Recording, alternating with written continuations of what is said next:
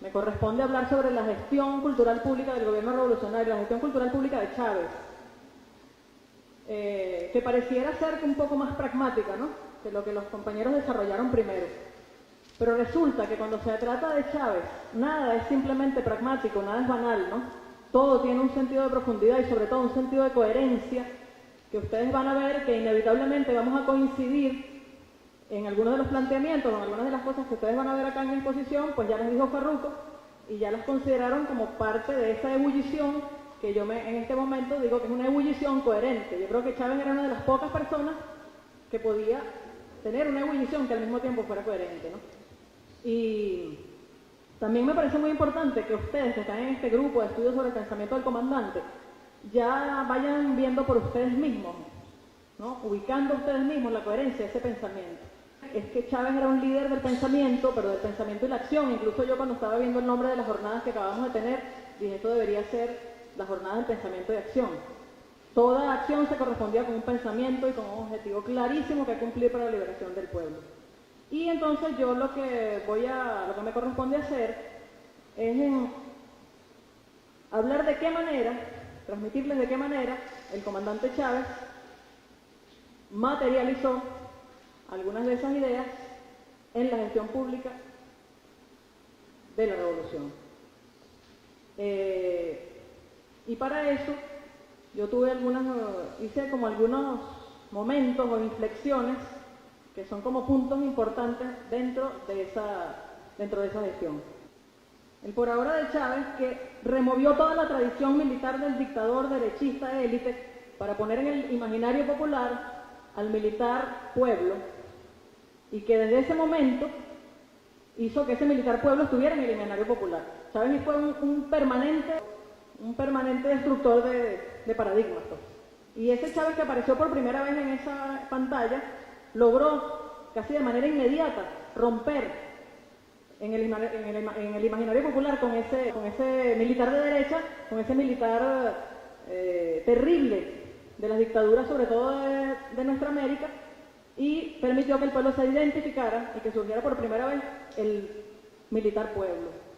El segundo punto de inflexión que hemos considerado es el juramento de Chávez sobre la Constitución moribunda, cuando asume la presidencia de la República, que desacralizó un momento como ese, pues, el asumir la presidencia, que hasta ese momento había sido algo, bueno, donde la gente de broma lo podía ver por televisión, pues, pero una cosa completamente cuadrada, sin emoción, sin sentimiento. Y como tercer punto de inflexión nosotros tenemos la Constitución de la República Bolivariana de Venezuela, el proceso constituyente. Y miren lo que dice Gustavo Pereira en un libro que escribió posteriormente.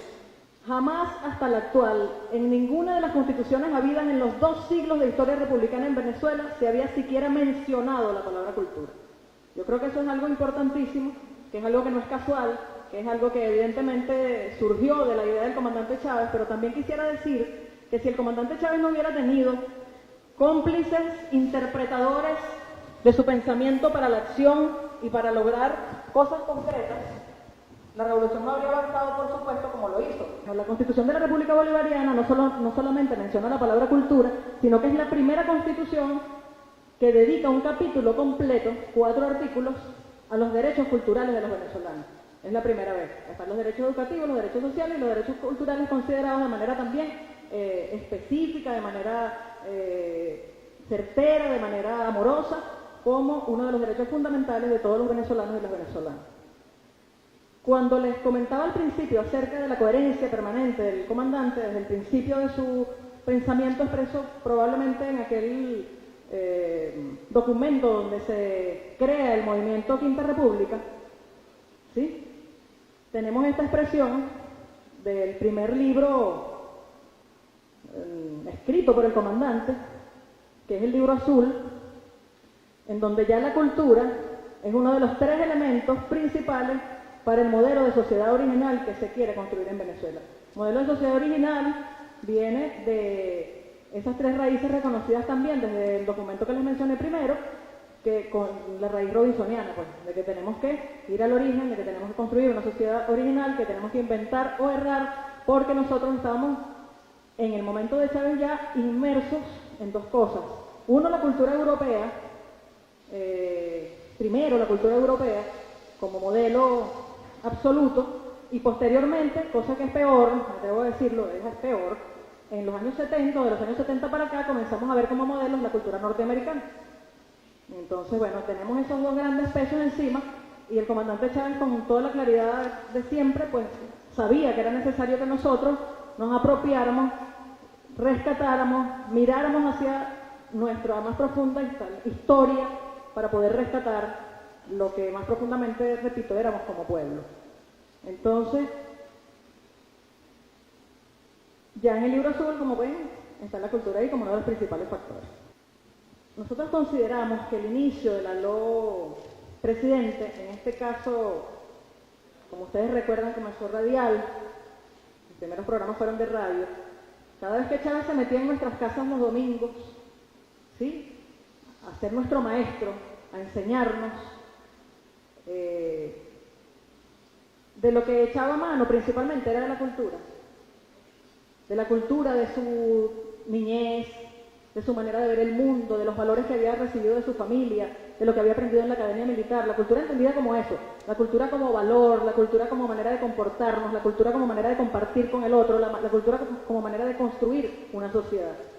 Y nosotros consideramos que realmente Chávez emprendió, lo que puedo decir, es una aventura épica de pedagogía con el pueblo venezolano para su transformación, como decía, sobre todo a partir de la cultura. Hizo siempre referencia a cosas como esta. Recuerdo cuando era niño y hacíamos teatro en el patio central del grupo escolar Julián Pino, y en una ocasión a mí me correspondió interpretar, quizá a los 10 años, parte de esa obra inmensa y hermosa, Lo que dejó la tempestad. César Rengifo, qué grande. Yo recuerdo, y se me grabó para siempre, porque yo salía detrás de una cortina roja del escenario. Yo salía con una lanza, descalzo, con un pantaloncito blanco llanero y con el pecho desnudo. Muy niño, yo salía con la lanza y me paraba delante del escenario y gritaba: que traigan por las bridas un potro de pólvora y tormenta, porque Ezequiel Zamora ya despierta y hay una tempestad por los caminos. Y yo me decía, ¿quién era Zamora? ¿Qué tempestad es esa? Le preguntaba a mi abuela y ella me empezaba a hablar de su abuela y de su tatarabuela que le hablaba de la Guerra Larga y de cuando llegaban las cornetas a la calle real de Sabaneta de Barinas y la caballada zamorana. Entonces empecé a meterme en aquello. Fíjate tú, ¿cuál fue el puente? La cultura, la historia, la tradición. Es decir, que Chávez siempre reconoció a la cultura como una de las bases fundamentales de su pensamiento revolucionario, como es además. Ciertamente las culturas son hegemónicas porque la ideología dominante es la de la clase dominante. Sí, así como la clase dominante se apropia del trabajo a través de los medios de producción del trabajo, a través de los medios de producción culturales se apropia también de la cultura, pues de lo que pensamos en nuestro imaginario. Así, por ejemplo, las imprentas, las productoras de cine, todo estaba en manos de la clase dominante. Entonces, ¿cuál era el producto que teníamos? ¿Cuál sigue siendo incluso la televisión que tenemos? Más allá de los grandes esfuerzos que la revolución ha hecho hasta este momento para eso. ¿Cuál sigue siendo eso? La televisión, el cine. Entretenimiento. Entonces, el comandante Chávez también comprendió, o lo sabía mejor que nadie, que para poder liberarnos realmente, culturalmente, teníamos que también apropiarnos de los medios de producción culturales. Y entonces va a surgir una cantidad de cosas que vamos a ver, van a surgir una cantidad de cosas que vamos a ver más adelante. Bueno, esta epopeya pedagógica del comandante, desde el inicio hasta el final, desde el 99 hasta el final de sus días, estuvo en esa durísima batalla, que además creo que rindió magníficos frutos porque ese pueblo que somos en este momento, esa formación de pueblo que somos en este momento, se la debemos básicamente a esa epopeya pedagógica del comandante. Luego, bueno, aquí coincidimos, es inevitable porque cuando un pensamiento es coherente, es inevitable que los que estemos alrededor coincidamos en la interpretación de ese pensamiento. Y otra de los puntos de inflexión importantísimos para el crecimiento cultural o para la cultura del pueblo en revolución, por supuesto, fue el programa de alfabetización Yo sí puedo de la misión Robinson, iniciado en julio de 2003, que además es una cosa tan increíble porque en julio de 2003 comenzó y el 17 de diciembre de ese mismo año ya teníamos 1 millón de compatriotas alfabetizados. El otro medio millón para recibir la declaratoria de pueblo libre de analfabetismo se hizo tiempo después, pero ya en los meses que van de julio a diciembre de 2003 teníamos 1 millón de compatriotas alfabetizados y ese 1 millón de compatriotas alfabetizados se les hizo la entrega de título y todo eso el 17 de diciembre porque el comandante pensaba en absolutamente todo. 17 de diciembre, una manera de homenajear al libertador Simón Bolívar, que está por supuesto también en el centro de su pensamiento. Y sobre Bolívar, pues el comandante también nos hizo revivir un Bolívar y conocer un Bolívar que nosotros no conocíamos. No solo es el Bolívar ese de carne y hueso que sabemos padeció como otro soldado en esas batallas, que anduvo en un caballo, bueno, culo de hierro, y no le decían a Bolívar, pues, porque andaba en un caballo sin silla probablemente o con silla, pero recorriendo miles y miles de kilómetros. La campaña admirable es algo, bueno, admirable es una palabra que se queda pequeña delante de algo como eso. Bolívar, Chávez revivió ese Bolívar para nosotros, pero no solo ese Bolívar guerrero, sino al Bolívar pensador, al Bolívar profundo, al Bolívar que también estuvo como él, pensando todo el tiempo en la liberación de su pueblo. Aquí hay de hecho, esto que voy a leerle en este momento de Bolívar, esta frase, que a partir de ahí desarrolla el comandante un pequeño discurso. Yo no sabía que lo había dicho Bolívar, y seguramente está en el mismo, en Moral y Lucha son nuestras primeras necesidades, no sé si ustedes lo conocen, pero él dice, por ejemplo, decía Bolívar: enséñense primero las lenguas vivas. Y vivos están hoy los pueblos indígenas, caribes, arahuacos y de lenguas independientes, y la lengua del lancero de los cerros, Guaycaipuro. Bolívar decía también que la independencia es el primer acto de cultura. Las lenguas naturales, las lenguas indígenas, los idiomas indígenas son armas para la batalla cultural, para la resistencia contra la dominación cultural y para la liberación de nuestra propia gente, de nuestra propia tierra. En junio de 2004 inicia la campaña de Santa Inés por el referéndum revocatorio. ¿Y a qué acude el comandante Chávez? ¿A qué acude? ¿Qué utiliza para la conexión amorosa pero ideológica también con el pueblo venezolano? Acude a la poesía y acude a estas dos figuras, de Florentino y el Diablo, que tienen la simbología que ya también comentamos acá. El Diablo, bueno, pusimos el imperialismo, el mal, la opresión, la oscuridad.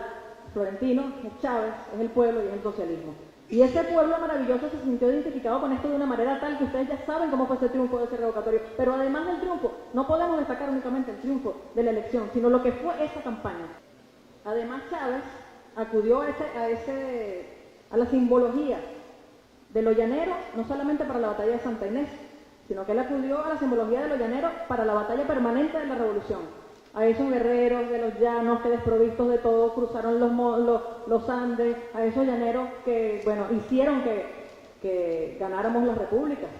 Realmente los llaneros cumplieron un papel ahí, como todos sabemos, importantísimo, vital. Y esto, bueno, yo quería hablar de estos puntos de inflexión que son importantes para el desarrollo de la cultura en el país, en la revolución. En 2003, esto es importante, y esto ya es más pragmático, ahora sí es un poco más pragmático, porque como les decía, siempre detrás hay una razón ideológica clara, ¿no? En 2003 el presidente decide nombrar a Farruko presidente del CONAC. En Venezuela no había institucionalidad cultural más allá de Caracas, era el Consejo Nacional de la Cultura, no había Ministerio de la Cultura. Por supuesto que iba a considerar la Cuarta República necesario crear un Ministerio de la Cultura, si la cultura es tan peligrosa, ¿verdad? Si, como acabamos de ver, la cultura es la principal herramienta para la subversión. A ellos no les interesaba eso, y no les interesaba mucho menos que eso cogiera monte más allá de Caracas. No, pues eso era peligrosísimo. El comandante nombra a Farruko, y es importante que sepamos también que mientras se desarrollaba en Cuba lo de la biblioteca familiar que acabamos de ver, en Venezuela, a partir del nombramiento de Farruko en el CONAC, también se empieza a trabajar en una biblioteca que fue muy importante, que a lo mejor ustedes tienen en sus manos algunos de esos libros, y si no los tienen hay que buscarlos, yo creo que en la biblioteca de acá deberíamos tenerlos, que fue la biblioteca temática, básica temática. Son unos libros pequeñitos, preciosos, que en ese momento el CONAC encargó a escritores y escritoras venezolanas sobre temas que son comunes a todos, sobre temas que todos los venezolanos y venezolanas deberíamos manejar. No fueron manuales, no fueron cosas buscadas en otro lado, sino que se encargó a escritoras venezolanas que lo hicieran, escritoras y escritores venezolanos y venezolanas, y que fueron 25 millones de libros. 25 millones de libros que repartimos en las plazas Bolívar del país. Yo no sé cuántos llegaron a Barinas, pero eso era algo... Bueno, yo una vez quedé debajo de una mesa en la Plaza Bolívar, porque la gente encima queriendo el libro, pues. Cuando nosotros habíamos visto eso, no fue en 2003, fue un año después, porque empezaron a encargarse, los escritores lo hicieron, y después, bueno, todo lo de la impresión, ¿no? Y En el 2004 decide crear el Ministerio de Estado para la Cultura. Los ministerios de Estado, como ustedes saben, tienen solo la figura del ministro para que vaya pensando el asunto, pero no tiene recursos, pues no tiene cartera, lo que llaman cartera. Y luego, en el 2005, en febrero, se crea el Ministerio de la Cultura, ya con todas las de la ley. Esto también tiene la significación de ver la importancia que el comandante Chávez sí le daba a la cultura, y además él fue viendo la gestión, él fue viendo lo que se hacía desde el CONAC y supo el momento preciso en que era necesario crear el ministerio. Porque un ministerio que además iba a dar muerte al CONAC, que era absolutamente representativo de la Cuarta República en muchos sentidos, pero que se encargó la gestión de la revolución de manos de Farruco de descaracterizar. Lo primero que se hizo en el CONAC fue crear crear figuras de ese Consejo Nacional de la Cultura en cada uno de los estados del país. Por eso en Barinas, entonces, bueno, empezó una persona a trabajar, en otra en Mérida, y ya los cultores y cultoras no tenían que moverse a Caracas para cualquier tontería. Ya además hubo expresión de las políticas culturales nacionales en cada uno de los estados, al principio con alguna timidez porque éramos una o dos personas las que trabajábamos allí, pero eso se fue afianzando hasta llegar al día de hoy en que tenemos todo un gran movimiento de la nueva institucionalidad cultural en cada uno de los estados del país. Y aquí nos vamos a detener, es decir, ahí está como una guía para mí, pero eso no es lo importante, sino que hay que dimensionar lo que 2005 y 2006 fueron para este país, para este pueblo. Años de la cultura en revolución, años de la cultura en movimiento de movimientos. Eso era una frase que usaba Alfredo Maneiro, el movimiento de movimientos, y nosotros la metemos en cada vez que podemos, que nos parece que es correcto utilizarla. Mira, entre 2005 y 2006 se crea el Ministerio de la Cultura, como ya dijimos antes. Se crea la Misión Cultura.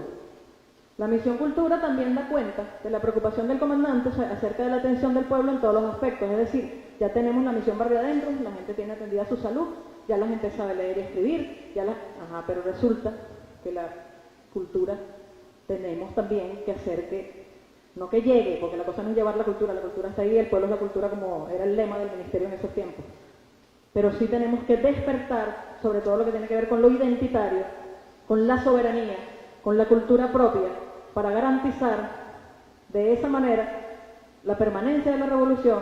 La irreversibilidad de la revolución solo se va a garantizar si nosotros nos conocemos como pueblo, en nuestra cultura, en nuestros valores, y defendemos eso que somos. Esa conciencia de esto hizo que el comandante entonces llamara a Farruco para que vamos a, ¿cómo hacemos, no? ¿Será que es ¿cómo hacemos? Un activador cultural por cada 250 familias como en barrio adentro, o cómo, bueno.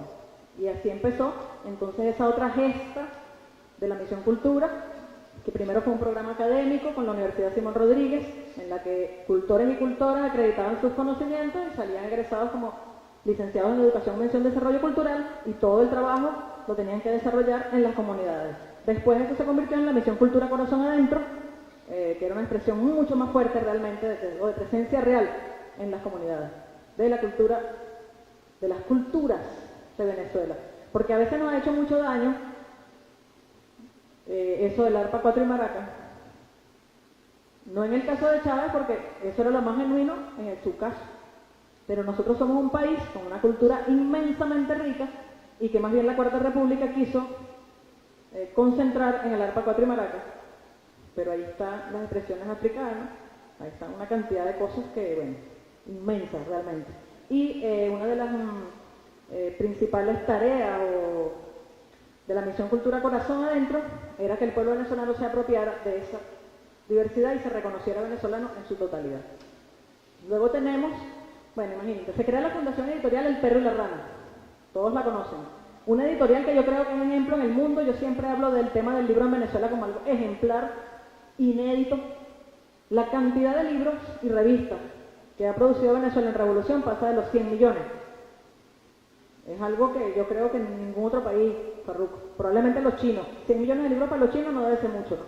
Pero para nosotros hay que ver lo que es. O sea, el esfuerzo inmenso de hombres y mujeres detrás de la producción editorial. Una producción editorial que además no era cualquier libro, no es que vamos a editar por editar, sino que son producciones editoriales que tenían que ver con la formación del pueblo venezolano, pero no solamente, por supuesto, en materia social, en materia filosófica, sino que tenía que ver también con el disfrute, con la poesía. Entendiendo además, yo creo que las ediciones del Perro y la Rana se parecen un poco a la exposición que hizo Farruco en cuanto a todas las aristas de la cultura que él presentó. Se crea la distribuidora venezolana de la cultura. Ahí yo me quiero detener un poco, porque es que todo esto es muy pensado. Estas instituciones no se crean de la nada. La gestión cultural pública de la Revolución, como lo he dicho varias veces ya hoy, es absolutamente coherente, ¿verdad? Entonces yo creo una fundación editorial, tengo los libros. ¿Para dónde van esos libros? ¿Cómo hago que lleguen realmente a todo el pueblo de Venezuela? Creo las librerías. Entonces hay por lo menos una librería en cada estado del país. El libro se concentra, donde la palabra se concentra para la formación del pueblo venezolano y para el disfrute del pueblo venezolano, y surge el Festival Mundial de Poesía, surge la Feria Internacional del Libro de Venezuela, surgen los premios que valoran el pensamiento crítico, el Premio Libertador al Pensamiento Crítico. Después surge el Víctor Valera Mora para la poesía.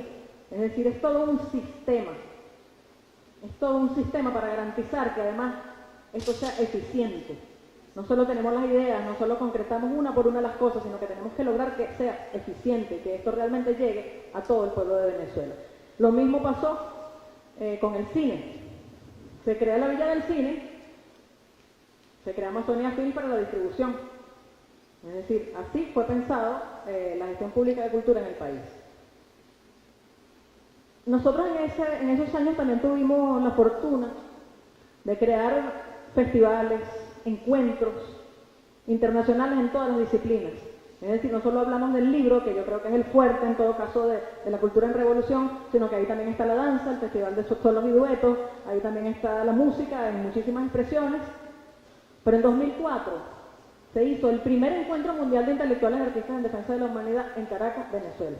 Más de 300 intelectuales y artistas del mundo estuvieron aquí presentes para además solidarizarse, discutir temas, por supuesto, importantes, casi todos relacionados a la liberación de los pueblos, pero sobre todo para defender a la revolución bolivariana. Y no solamente para defenderla en un manifiesto o en una declaración de Caracas que se hace al final del encuentro, sino que la mayoría de ellos son personas, por supuesto, muy reconocidas en sus propios países, casi todos con acceso a los medios de comunicación, bueno, desde Dani Glover hasta Pérez Esquivel, que se encargaban de ser transmisores de la verdadera realidad de la revolución bolivariana.